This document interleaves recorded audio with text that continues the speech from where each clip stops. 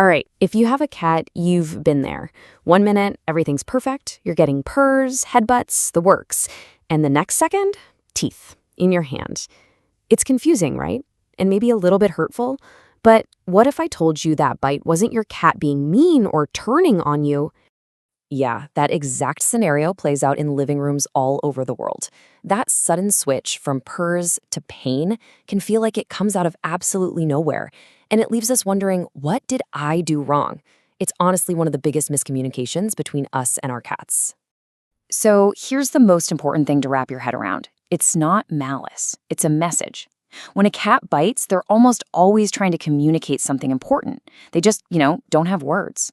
So our job is to learn their language. And in this explainer, we're going to do just that. We're going to decode those messages. So let's start with what might be the most mind-bending reason your cat bites you. And I know it sounds totally backwards, but sometimes that bite is actually a sign of deep affection. This all comes down to a behavior called allo-grooming. In a group, cats will groom each other to strengthen their bonds, and that process includes some gentle nibbling. So when your cat gives you that soft, gentle little gnaw, they're not attacking you. They're actually treating you like another cat, a trusted member of their inner circle. Okay, but how can you tell the difference? Well, a love bite is all about gentle pressure. It shouldn't hurt or break the skin. And it usually comes with other happy signs like purring and a relaxed, kind of floppy body. A real aggressive bite is the complete opposite. It's forceful, it hurts, and it's paired with all the warning signs like hissing, ears flattened back, and a body that's gone stiff as a board. All right, let's move on to what is probably the most common reason for that sudden bite. I'm talking about the stop petting me bite.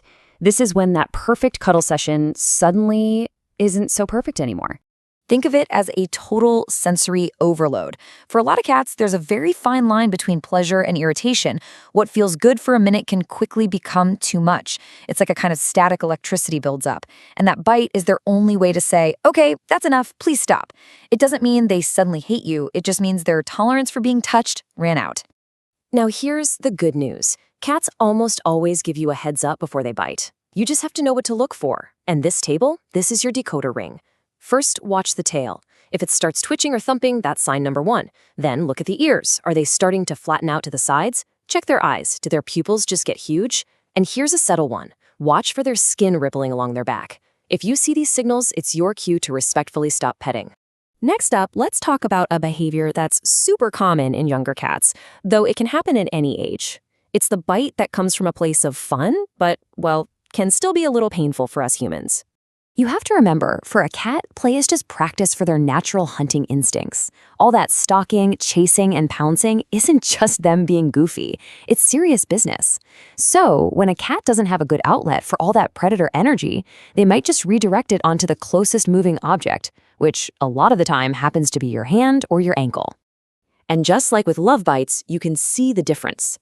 A playful bite is usually pretty controlled, and they'll often keep their claws retracted. Their body will be loose, bouncy, even wiggly. They might pounce and then immediately run away, trying to get you to chase them.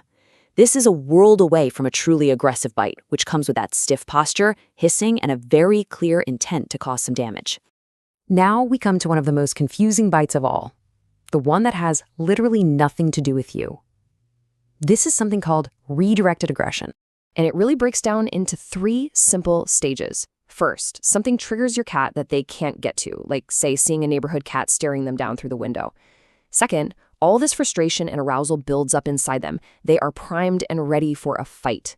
And third, you just happen to walk by or reach down to pet them at that exact moment, and all that pent-up energy gets redirected right onto you. You're simply the unintended target. And here's the really key thing to understand about this. That state of high alert doesn't just switch off when the other cat leaves. A cat can stay agitated and on edge for hours. And that's why a bite can seem to come from completely out of the blue, long after the initial incident is over. So, we've covered the why. Now let's get really practical and focus on the how. How you can become a pro at reading your cat's signals before a bite ever happens. Think of this as your go-to cheat sheet. This is your cat's pre-bite warning system. A lashing tail, ears going flat into airplane mode, pupils that suddenly blow wide open, any hissing or growling, that weird skin-twitching thing, and a body that suddenly tenses up. These aren't just suggestions, they are clear statements. Learning to spot these will change your relationship. Recognizing the signs is half the battle, but how you respond in that moment, well, that's just as important for building a relationship that's based on trust, not fear. So this slide is your game plan. If a bite happens, stay calm and just freeze. Don't yank your hand away. That fast movement can actually trigger their prey drive and make them bite harder. Once they let go, slowly move away and give them space. If it's a play bite, redirect that energy onto a wand toy or a kicker. And what you absolutely don't do is yell or punish them. That will only make them fearful and anxious, which can make aggression even worse down the line. And really, if you only take one thing away from all of this, let it be this.